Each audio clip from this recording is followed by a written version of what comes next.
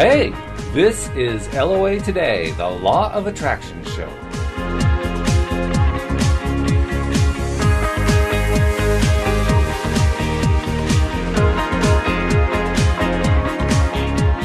Welcome to LOA Today. My name is Walt Thiessen. Today is Wednesday, February 20th, 2013.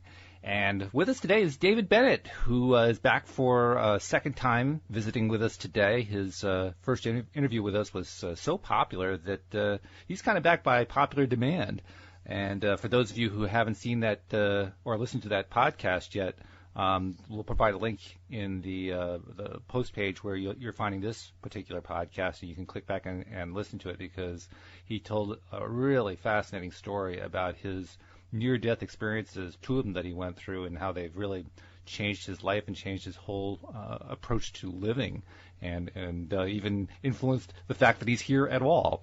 One of the things that he talked about in that last interview was how he is now able to, in effect, do the same kind of traveling, if you will, to the other side that he did through those near-death experiences, and he's here today to talk about how he does that. So, Dave Bennett, welcome back to the program.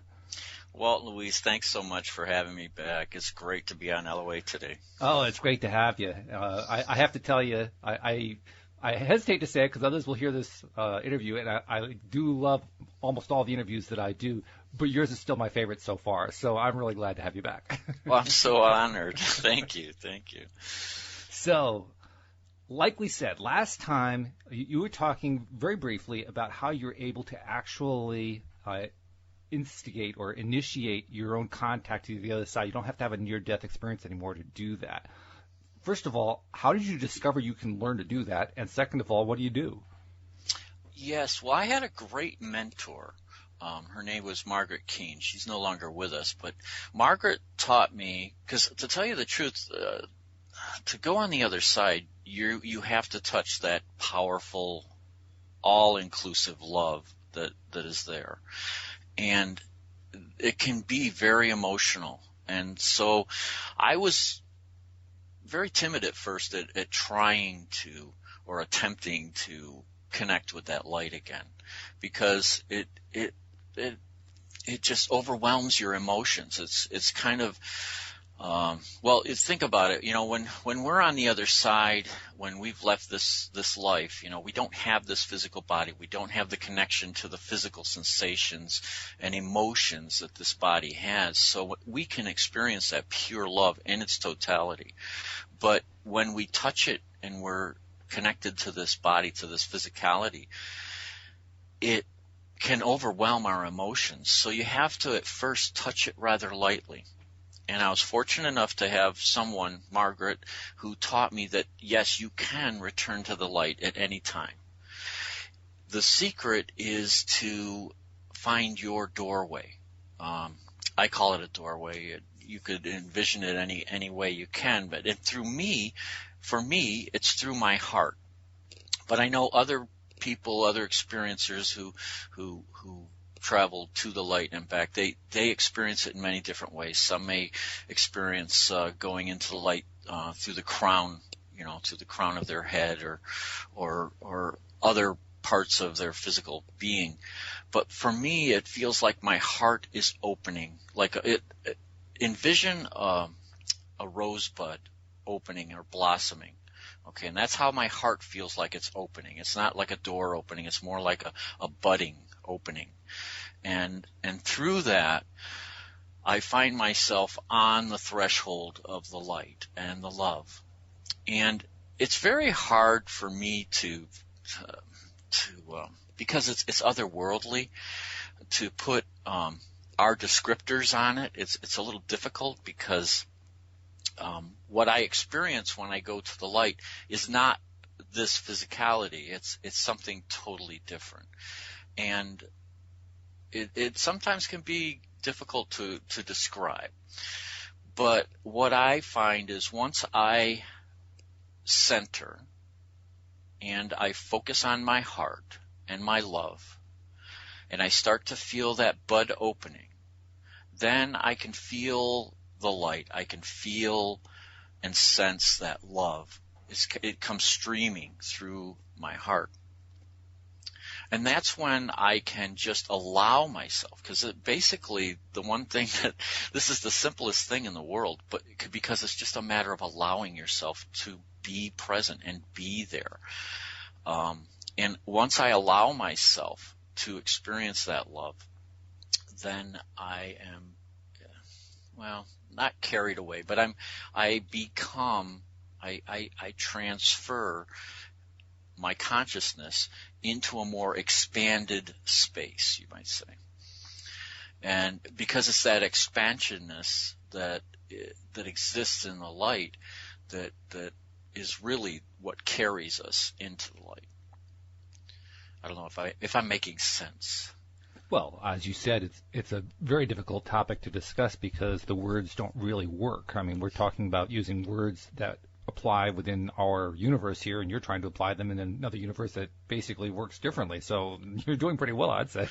Yeah, well, and you have to, before you can even do this, I think you have to at least start your own transformation of consciousness.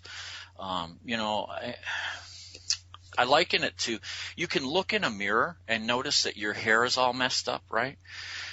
But you can't fix your hair by wiping the mirror. Okay? You have to attend to yourself first. And consciousness itself doesn't really change in us. What changes is our perception of consciousness. Our authenticity doesn't change. But what we do is we brush away those false selves and shed and then what happens is our higher consciousness is recalled and integrated and aligned into who we really are. So once we start down that path, it's so much easier to find that doorway to, go back into the light, into our true being, our higher consciousness. You used the phrase a few times, finding the door or finding the doorway, and I have to admit that's the part that I get stuck on because I can't say I've actively tried to connect in the way you're describing to the other side, to actually journey over there, but I've tried to connect in just a sense of I want to connect, and I can get like a little bit of what feels like a kind of a warm, loving connection, but that's about the best I've ever been able to achieve. So I get the feeling I haven't really found the door yet. So how do you find the door? Well, you've had that experience. Well, you just said that you've experienced that warm, loving sensation. Go back and explore that a little farther, and I think you're going to find your doorway, because and there's a couple other ways to try to bring this about a little bit more in your life, and one is creativity, but another is when we've had those feelings, those profound love feelings, explore where did I feel that sensation? Where in my body was that sensation? And then go there, explore it a little bit. And at first you're going to need, to discipline yourself through mindfulness practice or meditation to find the focus, because it does require a certain amount of focus and quieting your mind. So that's where meditation is so good. But also your creativity allows us to inspire a lot of new ideas, and these new ideas come from our higher consciousness. So when we allow ourselves to open up to our authentic selves, no matter what the outlet is, you can go there through dance and music and writing and journaling and all of these things that are part of your creative self. Many times will lead you to inspiration, and that inspiration is, I think in my early days when I used to like to play guitar, and I love jamming with my guitar, just where you just play. I play guitar too, so I know exactly what you mean. I haven't done it in years, but yeah. Yeah, that spark that you get when you just start to play, and the inspiration just starts to flow through you. I mean, that's coming from your higher consciousness. You're on the threshold right there. And so it's just a matter then of allowing yourself to quiet yourself even further bring that stillness into that, and then allow yourself to just flow into that spark and let that spark become the light and the love. You talk about in meditation achieving that stillness, and I have to admit, now I don't regularly meditate, and I can't say I've really explored it a lot, but on those occasions where I've tried to do it, the one thing that I am unsuccessful at doing is stilling my mind. My mind just decides to go off on its own, and there ain't no pulling it back. That's normal. It's normal for everyone. And at first you're just going to have to allow that, just say, oh, that's a thought, and just let it go. At first, to achieve stillness, it's just a lot of letting go of the thoughts. Oh, there's another one. Just let it go, and a good way, a lot of people focus on their breath. Breath is a great way because it's a part of your natural rhythm. And through breath, a lot of times, just focus on the breath. If a thought comes, let it go, just focus on the breath. And through breath, you start to quiet the mind a lot. I was very fortunate because I was a commercial diver for years, and I didn't know anything about meditation when I was a diver, but we did have to focus on our breath all the time. Oh, that's right, yeah. And because that was our indicator as to how we were doing physiologically when we were working and when we were, working as divers. So when I did start meditating more earnestly, I found that breath meditation was very easy for me because I'm used to focusing on my breath. And even now, after the lung cancer, it's still very appropriate to me today. It's mindfulness. A lot of my mindfulness practice is focused on my breath.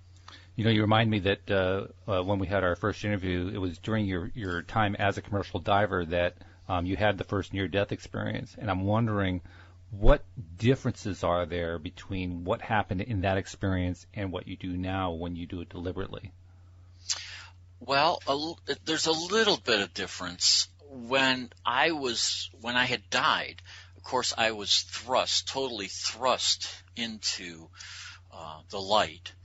And first through darkness. I actually went through darkness. And I would have to say that when I go into the light, I don't experience the darkness that I experienced in death. Why do you think that is? I don't know. And up until this second, I hadn't really thought about it. Because nobody had ever asked that question. But, about time somebody did. Yeah. Well, I don't experience that darkness. I really felt that the darkness was just almost like a staging area. I wonder if it's like fear. Well, it could be, because a lot of people find a lot of fear in that absolute void. Nothing can be very fearful when we're trying to shed our physicality, And I think that but it was peaceful, it was calm, it was just totally void, there was nothing, just darkness before I entered the light. So when I go in through my heart chakra into the light now, I don't perceive a darkness at all. So it's direct. Yeah, I just go into the light. But it's more about allowing, because I know where home is. To describe what that means, where is home?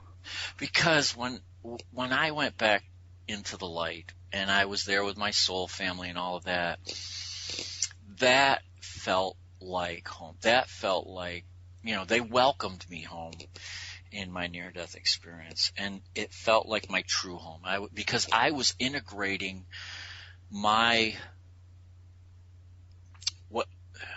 Okay, let me take a step back. I feel that when we're in this physical life, that we have a spark of our totality, of our total being, our true being, whatever you want to call it, our higher consciousness. There's a spark of that resides within us.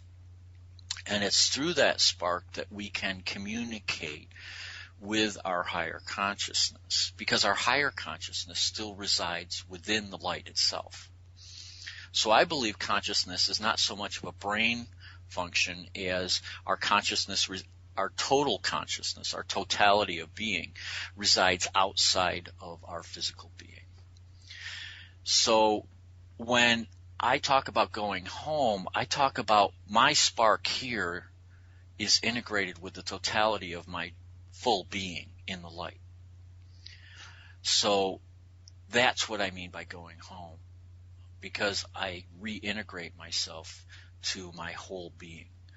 So home is not here in physical world. Home is the other side. Yeah, with my consciousness, with my whole my higher consciousness. Yeah. Mm-hmm. Yeah. Okay. One other thought that comes to my mind as you're describing all this is the average person who isn't attuned to this whole concept, that feels this kind of spirituality is too woo and so forth. They're going to come up with every possible explanation about why you had this that has nothing to do with spirituality, and I'm sure you get that all the time. How do you personally deal with that? Well, I don't. I allow people to be who they are. I'm not trying to change anyone's belief, but because there are hundreds of thousands, millions of people on this planet that are trying to find their spiritual source. And those that aren't, and may criticize those of us that are, I just bless them, and, that's their belief system. So I don't try to change anybody. If they are interested, I had a young man who I just spoke to recently, who was in the service, and this was all new to him. But he was curious. Curious and just asking questions. He wasn't trying to put anything down or anything like that. And for him, I would say that, we have to change our worldview a little bit in order to go on a spiritual path. If we're looking for spiritual maturity and becoming whole again with our spiritual self, we have to change our worldview a little bit. Because I don't believe that, the world is not going to change us. We have to change ourselves. And so you have to you have to be seeking or searching for this in order to really to understand it. So I don't try to convert everybody in the world. That's not my job. No.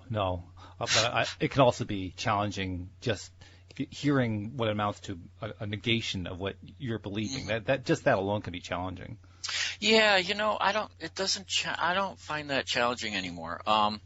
Because I just respect that that's their belief system. So if someone is trying to negate my experience, I don't really give it any weight, because they haven't experienced my life. They haven't experienced what I've done or gone through. Maybe that's what happens when you go through two near-death experiences. It's like, well, geez, I've been through that. Heck, yeah, I can put up with a little criticism.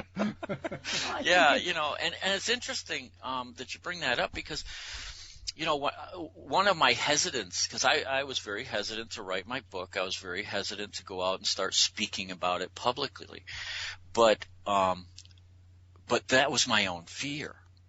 And when I released that fear, and then it was kind of funny, people would respect that, I think. I think when you come from a place of authenticity, I don't get as criticized that much anymore, because I'm just offering my authentic self and my beliefs without, I try to present it in a non-threatening way as much as possible, but some people are threatened by foreign beliefs, but most of the time, if you present it in an authentic manner, I find I really don't get criticized that much. And I think it's because we all still have our basic senses within each and every one of us. And because we have those basic instincts, our primal instincts, we still pick up on fear. And we still have those primal instincts to go after someone who's fearful. So when someone is in front of you and they're being authentic and they're being, within themselves, being true to themselves, I think other people, their primal instincts pick up on that, and they respect it. That's a very LOA concept, too, because it's all about when you stay authentic, you attract more authenticness. Yeah. It's very important for me to try to maintain that authenticness. We get pulled off once in a while here, this way or that way. And I try to stay away from mob consciousness, because that can pull us off so quickly from our center and away from our authentic self sometimes. I come from a psychological background, and what I'm hearing is that your ego gets out of the way, that if you're standing in front of a crowd and your ego is up front, that anybody challenging is taken personally because it's an attack on ego, and then there's that tension. But if your ego is stepped aside, as you talked, when you're in your authentic self, your ego isn't up front. It doesn't need to be. And I think that's also something people respond to, is that I don't even know how to describe it in words, but there's just a feeling of confidence. I think that's what it is, of self-confidence. And like you said, you're not trying to change anybody. You're not telling anybody they're doing something wrong or bad or, you've got the better way. This is just where I'm at and what I'm doing. And, of course, if they've come to a presentation that you're doing, they've come generally because they have some interest. I mean, yes, there are a few people that get dragged to, presentations or come because that's their thing, is to sit in the back or whatever and heckle. But you're not going to get an audience full of those people. They aren't going to spend their money. No. You don't have any hecklers, Dave? What's wrong with you? I do have the occasional husband that gets dragged in, and that sort of thing. It's kind of funny. But Luis, I think you're 100% right. I think what I try to do is I've learned over time to just to try to keep my ego in balance. Because I'll tell you, it's been very trying. When you come out with a book, and if the book is successful, suddenly you get all these people that are complimenting you. Yeah, they come out of the woodwork, right? Oh my gosh! And I, in my entire life, I've always had trouble accepting compliments. It's been one of my issues. I'm working on it. I think I'm making some improvement, and this book has definitely made me have to look at that because it's just been an issue of me. I have a hard time accepting other people's compliments, and I still do, and I still find myself. But now I catch myself a lot quicker, and I allow myself to Boy, accept. that's the trick, isn't it? Catching yourself about stuff that are issues. Yeah, and then we all have issues in life, and it does come. Ego plays a big part in those issues that we have in life, and learning how to balance that out. But I think you're totally right, Luis, that when you're up there and you have a balanced ego, or you put ego aside, you then do display that confidence, and other people may not recognize what it is, but they respect it, Right, because it's not. Words fail me. It's not. It doesn't irritate them. It doesn't challenge them. I think that's the word. It doesn't challenge them directly. It's just there. It's just like you lay something on the table. You aren't throwing it into their hands and saying, here, take it. It's just on the table, and if you want it, that's fine, and if you don't, no bothers. Right. And we're all looking to be authentic beings. Because a lot of times the personas that we tend to create in our youth that, we want people to perceive us as this way or that way, those personas, we wear them like heavy cloaks sometimes, They just weigh us down, right? So, we all really want to just let go of those cloaks and be authentic. Yeah, it takes a lot of energy to be other than your authentic self. You constantly have to be consciously aware of the cloak you're wearing and the persona that you've taken on, and it doesn't come naturally, even after lots and lots of work. When I was a family therapist and working with couples, or even single, especially single people, talking about dating, it's like, well, if you're dating somebody, give it about 6 months, and if they're not being their authentic self, they can't hold it for more than 6 months. Most people cannot do it. The facade starts to crack. Who they really are starts to peek through, and you'll see more of the real person. Yeah, it's funny with relationships. That's when the cloaks really come on at first, right? You know? Oh, yeah. In layers. Oh, boy, yeah. Layers. Yeah, and that's where you have to start peeling the onion, yeah. Well, like she says, if you wait long enough, the onion just kind of peels itself. Well, it's the same thing with spiritual development, though, too, is you have to peel that onion to know yourself first. And transformation is a form of integrating into all aspects of ourself that authenticity, you know. Take the hat off and become authentic, you know. Mm-hmm. It's really, and it affects all arenas of our daily experience, our comings and goings, our work, our play, in the car, at home, you know. It's everywhere. I mean, we create that sacred space within ourselves, and we carry it with us throughout our day once we start down that road of spiritual development. And you know, it's an all the time type of thing. It's not something that you put the hat on, you take the hat off. And what I found is interesting is once we start down this path, there's a sort of reversal that takes place. At first, our transformative activities feed our life. But then there's this reversal that happens that allows our life to feed our transformation. Oh, I like the sound of that. I'm looking forward to that. When does that happen? Can we put it on the calendar? Yeah, sign me up. I'm ready. Right, yeah. Okay, I got a little smiley face. I'm putting it right on the calendar.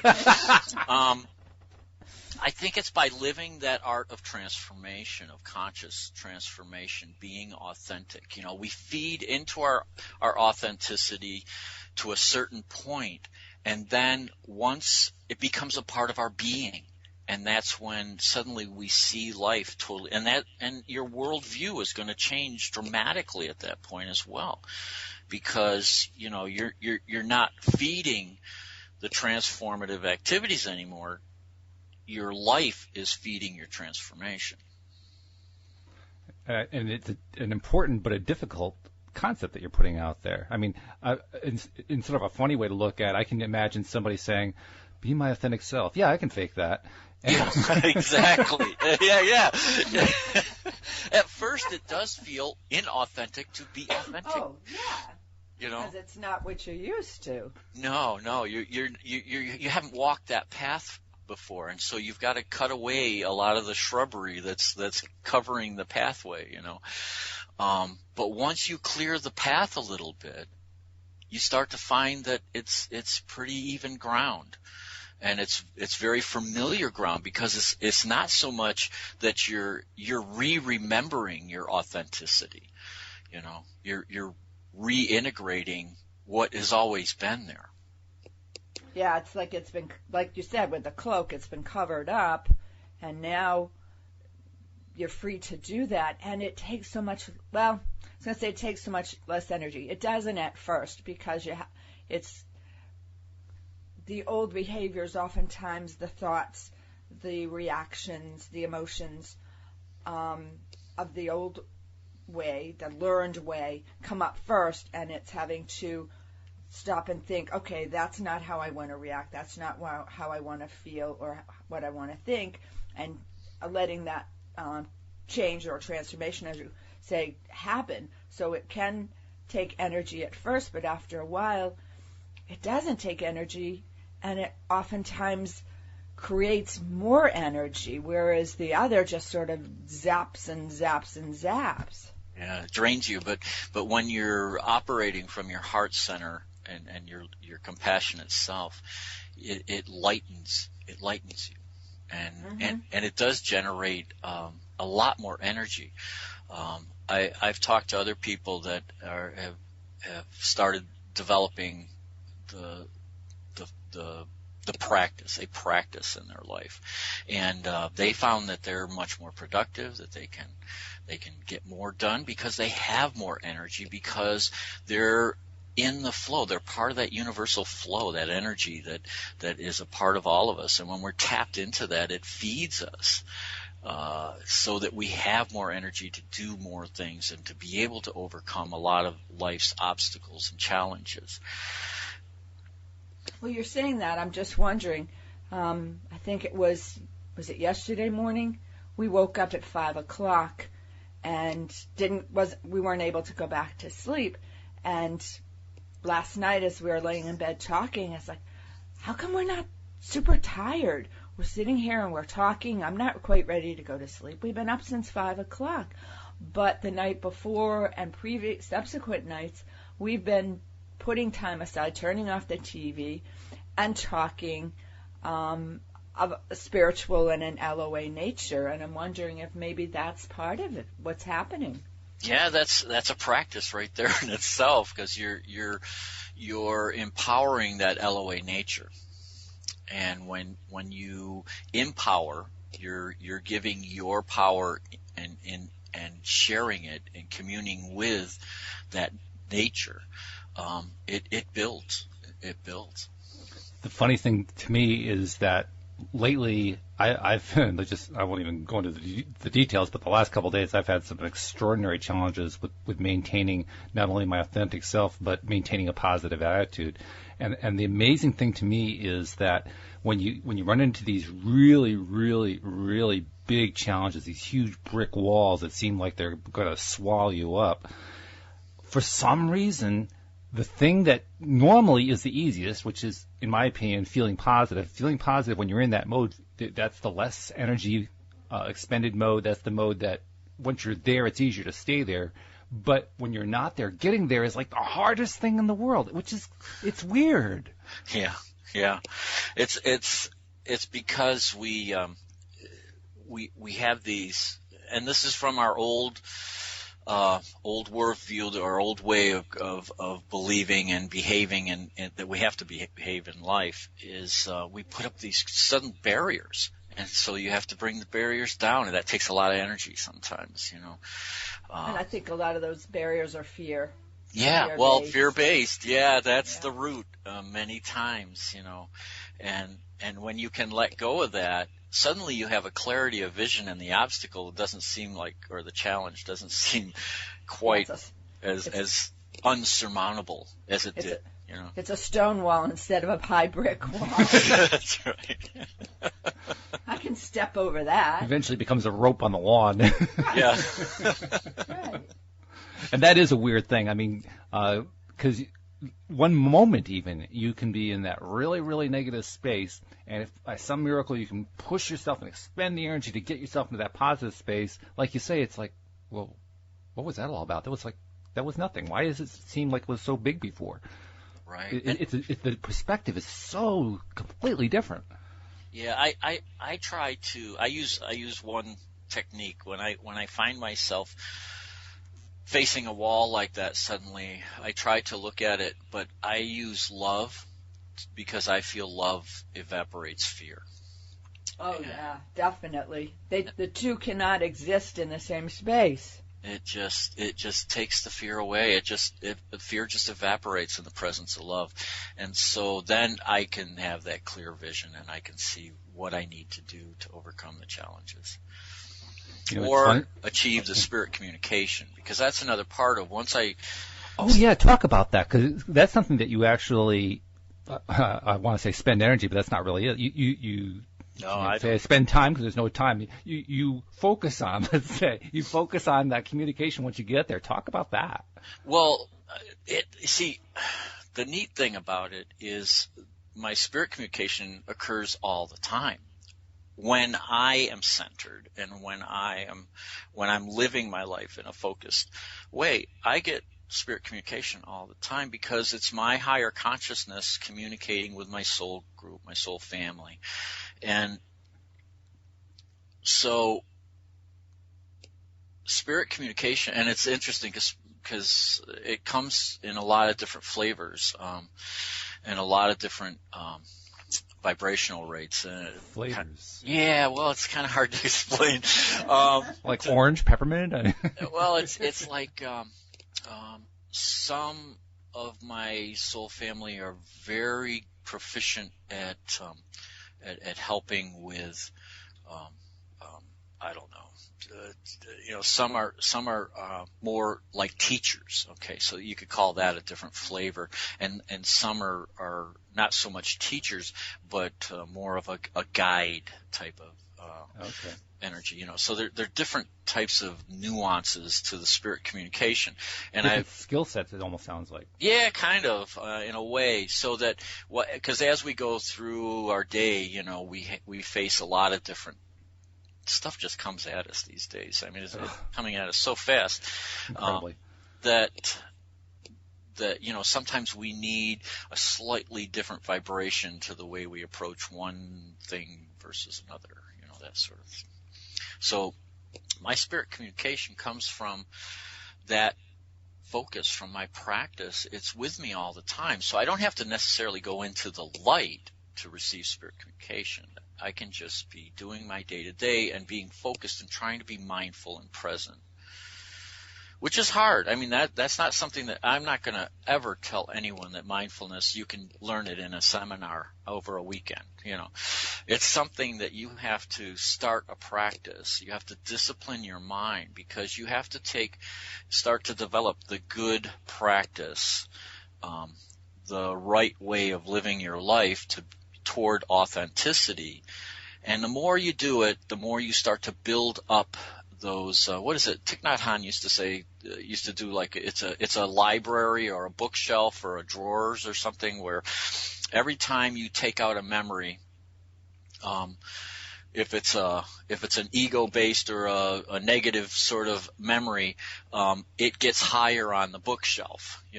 So what we need to do is bring in more positive, more empowering, more authentic memories and keep pulling those out of our mind. It's part of a discipline, so that when we're faced with a certain experience, don't go to the negativity drawer, go to the positive, empowering drawer, pull that out. And the more that we do that, the higher on the bookshelf these volumes of ourself become present, right?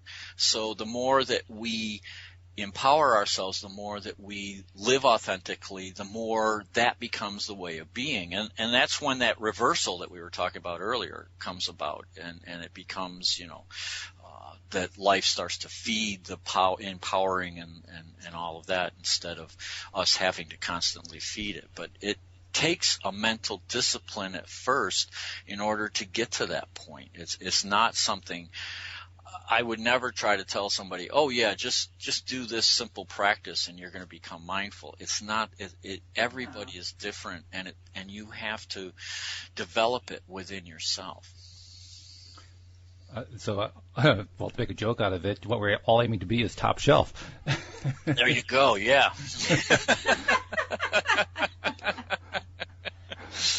But of course, it's a habitual thing. It's something that, like you say, you have to discipline your mind. And the discipline is one of the more challenging things because it's not something, like you say, you can't just learn it in a weekend seminar or just like a little simple practice and that'll do it. It's something that you have to adopt habitually and apply it every single day. And even that, even if you've been doing it for a while, that can still be rather challenging. What approach do you take when you're trying to figure out, you're kind of slipping or something, you got to get yourself back into that disciplined mode? How do you get yourself there? Well, I start every day. Every day before I even get out of bed, I start. It's kind of but I have a great motivator, you might say. Since my spine collapsed due to the lung cancer, I live with a lot of pain. I mean, I've had corrective surgeries. My spine it's been corrected through surgical procedures, Right, but I still experience a lot of pain. Yeah. And so, and especially after laying in bed for a few hours, and it definitely wakes you. So once I wake in the morning, I start immediately by going into stillness, into meditation, before I even get out of bed, and I start what I call my gratitudes. And if this won't keep you humble and won't keep you on your practice, I don't know what else will. Because what I do is I go through what I'm grateful for. And a lot of times it has to deal with the situations. Like this morning, I was grateful for the opportunity to talk to Walt and Louise. Cool. We were grateful for it too. Yeah, so I mean, and so I look at, yes, all the positive, but I also look at the things that were more challenging as well that I may be going through. And I'm grateful for the opportunity to overcome those challenges. Yeah, that's one I'm still struggling with. I know it's really big, but that's a tough decision to make. It's very important because those challenges keep us humble. Because I mean, if we were the perfect being, we wouldn't have any challenges, right? Well, that's not what life and being physical is all about.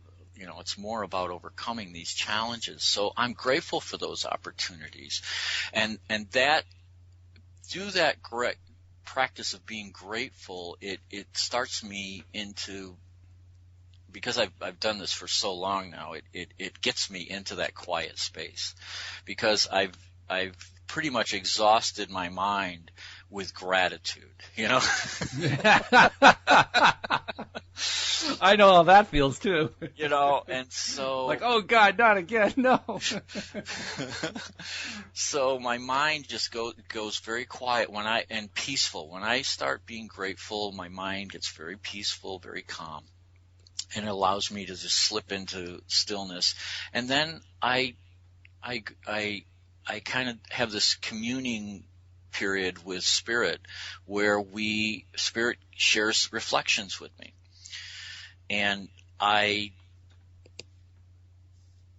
then Spirit a lot of times will share a reflection in a lot of different ways. Sometimes it'll be an image, sometimes it'll be just a few words, and it'll allow me to just go into those words or those meanings, those concepts, and just allow it to just kind of percolate a little bit, And then when I get done, I get up and I usually write down my reflections, and I share those online, by the way.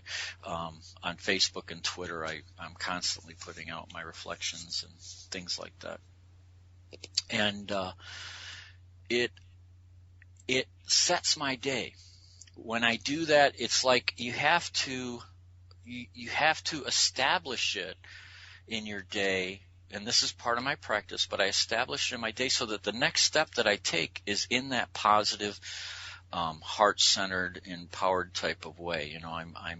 I'm trying to live my life as compassionately and heart-centered as possible. So when I do my gratitudes, my reflections, and my stillness in the morning, the next step I take is heart-centered. And heart center means what? Well, it means that I'm living from my compassionate self. That I'm living with a loving intention in all that I do. Okay. So you're not looking for what everybody's doing wrong or complaining or looking for a fight. It's looking at the positives in the day and in your experiences and your feelings in each moment as you live your life. Yeah, with loving attention, you allow other people to be who they are. You don't judge. You discern what's good for you, but you don't judge them. Yeah, that's a good distinction. Yeah. So and that's how you proceed. Because with loving intention, you can love people that you discern are not really the best to be around you. You can still love them and try to empower them. But you don't necessarily, with discernment, you still can distance them from yourself, because they may not be the best thing for you. Yeah, that's probably one of the bigger challenges that people have when they're entering this whole space for the first time, is realizing that you don't have to engage. You can, as you say, discern, but you don't have to engage. You can actually not engage and still do your thing even better than you would have if you would try to engage somebody else. Yeah. In fact, I like to observe. I really do. I mean, you learn a lot, right? You really do. You learn so much from just observation. Even in my early trying to integrate my experiences and things, I learned that, by observing and observing others, you can learn a lot. And so when I see someone who is maybe doing something, this not my cup of tea, then I will go, I tend to get quiet and I just observe, because I try to understand where their root is, because I know that fundamentally every person, every being has love at their core. And they perceive themselves as a loving person, though they may not be exhibiting it. They see themselves as a loving person, even though they may not be exhibiting it. That's probably true for almost everybody, isn't it? Yeah. I mean, that's one of those phrases where you hear it, you say, well, that's kind of weird, but how weird is it? How few people don't have that applied to them? Yeah. Exactly. So if we can see through their disquiet.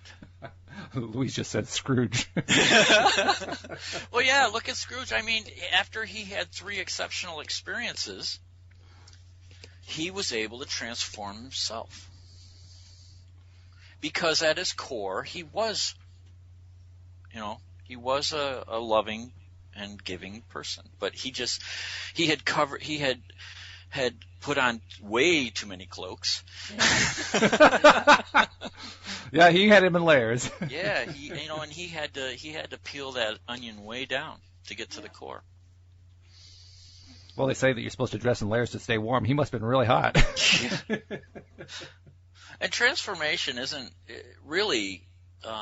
change at all, but it's an unveiling and a reorganizing of who we are and finding the divine that's already within each and every one of us. Yeah, that old saying of you already know everything. Mm-hmm. You just have to be reminded that you know it. For so many years it was like, what are people talking about? How can I know all this? Well, you do on a basic level. And it's just been, we talk about being behind the veil. We've forgotten it. We've covered it up. We've been taught not to see it, not to think it, not to hear it, not to believe it. But once we get quiet, or once we see other people, for me, a lot of times it's reading it or seeing it.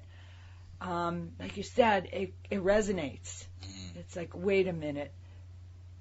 Whatever was over here never really fit. People told me, well, that's the way it is, or that's how it's going to be. And friends and family told me a lot about marriage. Well, if you expect anything different than what you're seeing, you're not going to get married. And I always believed that's what they've got is not what I want, and there's got to be something else. I'm not really quite sure what it's going to be, but I knew that it had to be different, and I waited and I waited, and I dated a lot of different people, and I learned a lot about healthy relationships. And then I met Walt, and I was like, yes, this is what I knew had to exist. And that was, even though my parents' relationship was not what I wanted, the relationships on TV, everything that was being thrown at me as this is what, Donna Reed, or even the dysfunction, this is not what I wanted, and I knew it in my core that I wasn't going to settle for that. Yeah, it's so easy because other people do try to throw their reality at us all the time. They do. And I faced that big time with my cancer because I had stage 4 lung cancer that had metastasized into my spine and did a lot of damage on my spine, and it was very, very far along, and so in the healthcare community that was trying to help me, their reality was that I didn't have long for life, But that was their reality, and I did not accept it, because I saw that, I have a different reality and a different outlook on how this is going to turn out. And so you don't have to accept the status quo, That theme has come through so often in these interviews that we've been doing. I'm thinking of 3, 4, 5, 6 different interviews that we've done just in the last couple months where the same message comes through. The people who are facing a wall, facing a horrible barrier, and everybody was saying, you don't have any chance, nothing's going to work out, you're going to die from the cancer, you're going to succumb to this, that, or the other thing. And each time the response is, no way. That's not what I'm seeing for myself. It's such a common theme. I'm amazed how common it was. I didn't know that theme was so common 2 months ago. Yeah. And when you see it, and you accept it fully, completely, that it's just the way it is, that this is my reality. So I could go to the clinics, I could go to my treatments and such, and they could run around with their reality, but it didn't bother me. It didn't faze me. I didn't take it in at all because I was very secure in the way I perceived my reality. We have to be cutting this short fairly quickly because we both have things we have to do, unfortunately, besides LOA Today, as much as we love doing it. And we're loving having this conversation with you. But before we let you go, there's just a thought I wanted to share with you, and then I wanted you to share some information with our listeners. The thought I wanted to share with you is there was a young lady who I interviewed yesterday. Her name is Kelly Cannell. And she, like you, had a near-death experience, but hers came at the age of 6 weeks. And not only did it come at 6 weeks, but she remembered it when she was 6 years old and knows all about it ever since then. But the fascinating part about her story is that from a very early age, she was exploring all of this stuff. And she was doing it within a town and within a community that doesn't really accept it very nicely. She told a story, for instance, about her first grade teacher who gave her the assignment to talk about in an essay what she did over the weekend. And so she comes back with this essay about God and angels and heaven and her experience communicating with the other side and so forth. Unfortunately for her, her mother was the other first grade teacher, so her mother went and had a talk with that teacher saying, look, my daughter's okay. This is all normal, natural stuff. She was very supportive of her. And the message that comes out of that is everything that's happened to her every step of the way when she was young, when she was exhibiting all these unusual powers and that she has. She's a medium, she's clairaudient, all these other things. Her parents were so supportive of it that she never had the experience when she was young of, oh, you're not supposed to be having that. That's not acceptable. You're supposed to block that out of your life. So it was actually very easy for her, and to this day it's been very, very easy for her to accept that these thoughts, these images, these things that come to her are actually things for her to pay attention to, that they're communications from the other side, they're things that are not stuff to be dismissed. Whereas you, on the other hand, you had it from the exact opposite perspective. You were basically thrust into it, and then after you were thrust into it, you faced a society of people that wouldn't accept anything that you went through. So you had the hardest route to travel. Yeah, and I had to overcome my own fear, because as an adult, I didn't understand it, and so that what we don't understand, many times we fear. So I had to overcome my own fear. Right.